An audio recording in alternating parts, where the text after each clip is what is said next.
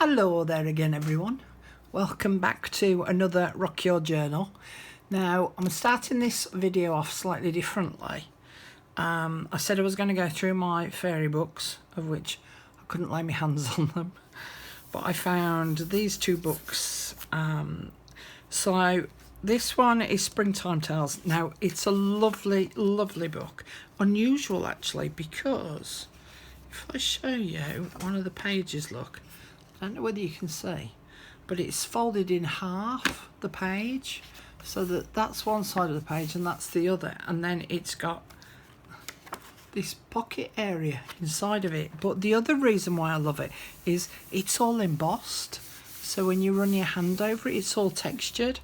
Now, as you can see, I've cut away one of the images from here, and it happened to be this tree, which I did think about using, but it was on the wrong side of the page. I wanted it that side, and I didn't want to get into any copyright issues by photocopying it, so I carried on looking. I thought, well, I can use it at an absolute push, but I'll carry on looking and see if there's anything else. So in fact, you can stay in there so that you're kept together with that book. But I then found this book, which is one of my favourites, and I got this from a charity shop, and it's called Flowers in the Landscape, and it is Jill Bays, and she's a watercolour artist, and I have shown this book before. It has got some magnificent watercolour paintings in here, and it's also a little bit of a teaching book as well. So like here, look, she shows you how she goes about making up this basket of onions. So but just the images just blow my mind. I love watercolour paintings. I've never had a go at doing it, and it is one of the things I would love to have a go at doing. So as you can see, there's lots of countryside related images, and I happened to find a tree in here that I could use, but I wanted to show you the books first. So let me just move these out the way, and I'll bring in my button tree. So this is what I created. So basically all I did was I cut out the pages from out of the book that had got this tree on it, which is here, and the branches sort of spread over this side, which is what I wanted. And then I punched out loads of paper buttons and added some that stuff, the Hessian string stuff. Now, I'm allergic to this, and I had to wear my face mask whilst I was doing it, which is part of the reason why my voice is a little bit huskier, because of that horrible stuff. But I wanted to, when I put the thread through, as though I was stitching a button, I wanted to leave quite long strings, because I wanted it to be, or wanted it to have a little bit of movement about the page. So I did actually stick some real buttons in there too. I also added some stickles onto the cowslips and some onto the daisies down here.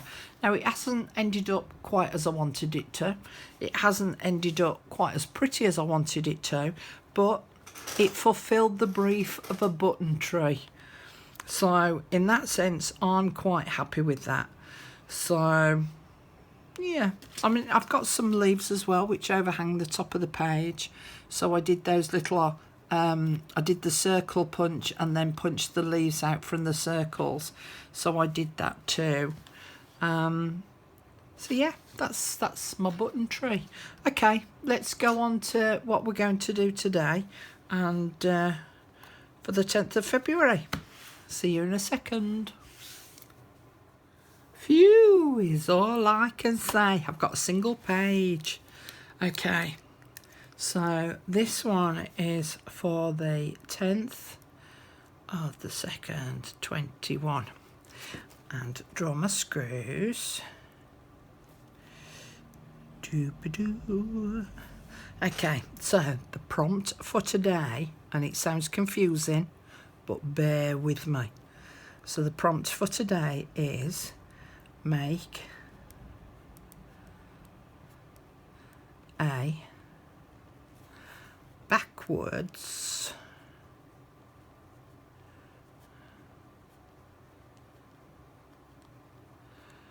you ready? Are you ready for this? Cross word. Okay, so we're going to make a crossword. Stick this in my little book. A crossword, I can hear you saying a crossword. Yep, we are going to make a crossword.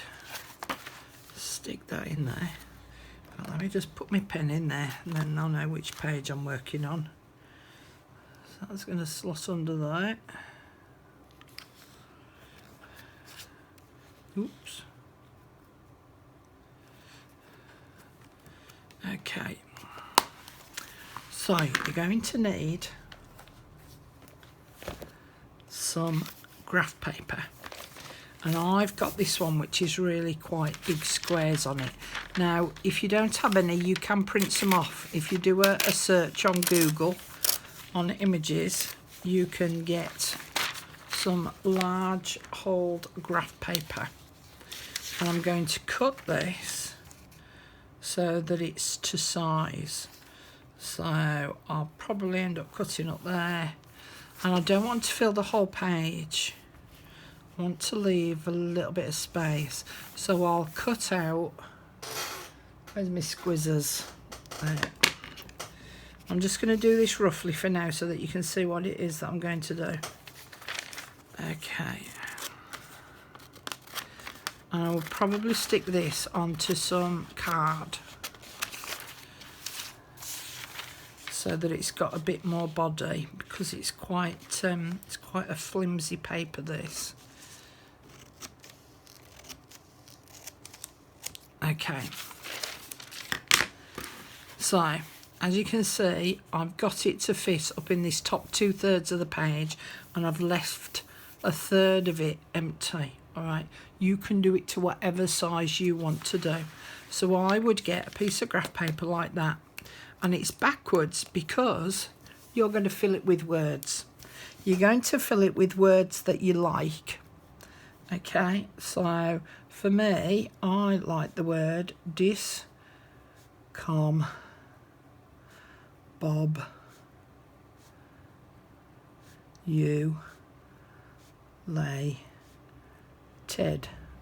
So it's also going to be a little bit like doing a Scrabble. Okay, so on that I reckon I've scored about 100 points. So discombobulated, I just love the sound of the word. It's just one of those words that it just makes me chuckle. Of course, then I've got to have the word brew coming off that B. So we've got to have a brew in there. Okay, so all you're doing is you're going off the letters that you've already written down and making other words that you like off of those letters. Once you've filled it as much as you want, you can then colour in all the blank squares that are left. So therefore making it look like a crossword. You could also put a little number inside each of those squares, or some of them, and then you could write some clues down here as to why you've chosen that word. So for me, my clue for this one, discombobulated, would be just like the sound of the word. Brew, favourite drink, you know, all those sorts of things.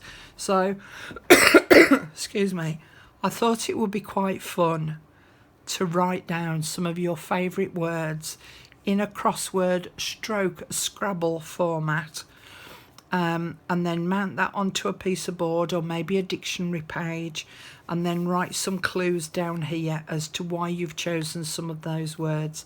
Now obviously it's the sort of thing that you're not going to fill in all in one evening, so you could keep going back and going and adding to it.